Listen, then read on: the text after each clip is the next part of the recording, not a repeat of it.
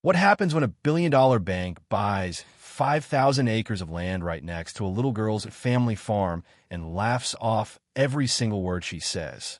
You're about to find out, because this story doesn't end the way the bank executives planned. Not even close. She warned them. She told them exactly what was going to happen. And they smiled, shook their heads, and went back to their boardroom. Big mistake. Stay with me, because by the end of this video, your jaw is going to be on the floor. This is Neighbor Wars HQ, and this is one of the most satisfying stories we have ever told. Smash that subscribe button and hit the bell. You do not want to miss what happens next. Drop a comment below. Do you think the little girl won? Let's see who guesses right. Let's take you back to a quiet stretch of countryside in rural America, the kind of place where the air smells like fresh hay in the morning, where the only traffic jam is a tractor pulling onto a two-lane road, and where families have farmed the same land for 3, sometimes 4 generations. This is where the Calloway family had built their life. 5 generations of hard work, drought resistance, and stubborn love for 120 acres of some of the most fertile soil in the county. At the center of this story is 11-year-old Marigold Calloway, a sharp-eyed, suntan girl who knows more about soil drainage and water tables than most adults with college degrees. She had grown up walking those fields with her grandfather, listening to him read the land like other people read books.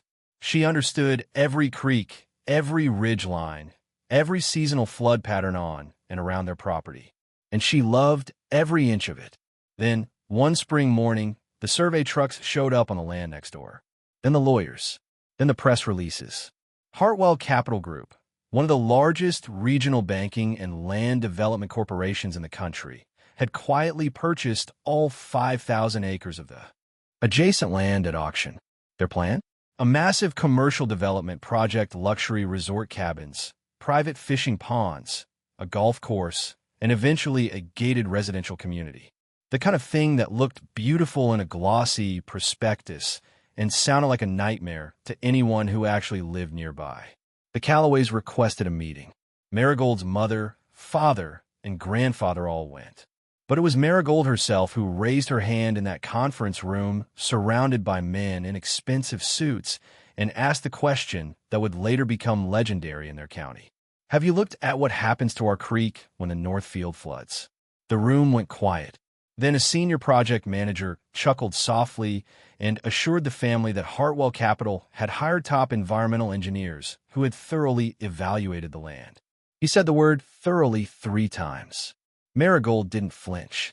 She unfolded a hand-drawn map, something she and her grandfather had made together over 2 summers, and laid it on the table. She traced the water path with her finger. She explained, clearly and calmly, that when a northern section of the adjacent land was developed and graded, it would redirect the natural flood overflow directly into the Calloway's lower fields and eventually into the town's water table. The engineers in the room exchanged glances. The project manager thanked her for her concern. A lawyer collected the hand-drawn map, probably to file it somewhere it would never be seen again. And the Calloways were escorted politely out of the building. No follow-up call. No revised environmental study. Nothing. Construction began 6 weeks later. 14 months into construction, the region experienced a record rainfall season not unusual for that part of the country, but intense. And exactly what Marigold had predicted began to unfold in slow, expensive, devastating motion. The graded land stripped of its original vegetation, its natural absorption zones bulldozed flat to make room for access roads, and cabin foundations could not hold the water. It was fun. It rushed.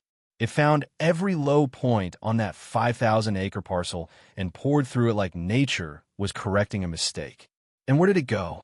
Exactly where Marigold's hand-drawn map said it would go. The Calloway's lower fields flooded first. 3 weeks of standing water destroyed an entire season of crops, a loss the family estimated at over $80,000. Then the contamination reports started coming in. Runoff from the construction site carrying sediment, diesel residue, and chemical compound from freshly poured concrete foundations had reached the local tributary, which fed into the town's secondary water supply. The county health department issued a water quality advisory. Local news picked up the story. Then someone leaked a photo. It was Marigold's hand-drawn map, the one the lawyer had taken sitting in a filing cabinet labeled Community Concerns Non-Critical. The image went viral. The story exploded. Environmental advocacy groups descended on the county. A national news outlet picked up the story of the 11-year-old girl who had warned a billion-dollar company, showed them a map, and been ignored. Late-night hosts made jokes about it. Comment sections erupted. The phrase "she told them" became a hashtag. Hartwell Capital's PR team went into overdrive, issuing statements about their deep commitment to environmental stewardship and their ongoing dialogue with community stakeholders. But none of that language landed the way they hoped. Not when there was a hand-drawn map in a folder labeled non-critical. Not when the footage showed muddy water pushing through a little girl's farm. The Calloway family, working with an environmental law firm that took the case pro bono, filed a civil lawsuit citing negligence, failure to conduct adequate environmental impact assessment, and property damage. The county also launched its own investigation into whether proper permits had been followed during the grading phase of construction. Within 4 months, Hartwell Capital agreed to a settlement, the full terms of which were sealed, but local reporting estimated the total figure was well into 7 figures. The development project was paused indefinitely. A new, independent environmental review was ordered, and the county updated its land development ordinances to require community consultation meetings with documented follow-up before any major grading project could proceed on adjacent farmland. Marigold Calloway didn't go viral because she was lucky. She went viral because she was right.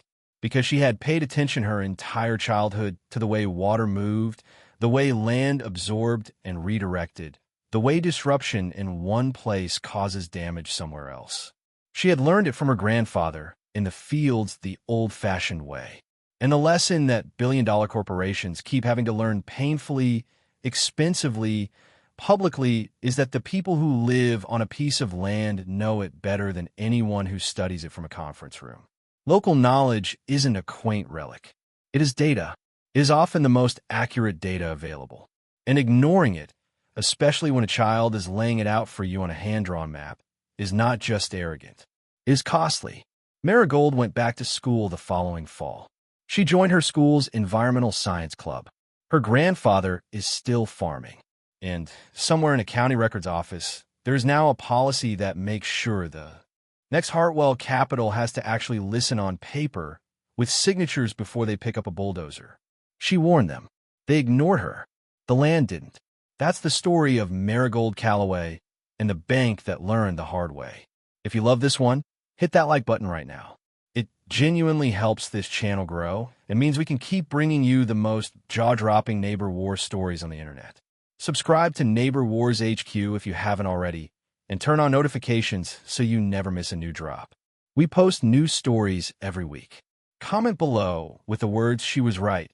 If you think Marigold deserved every penny of that settlement, let's see how many of us agree.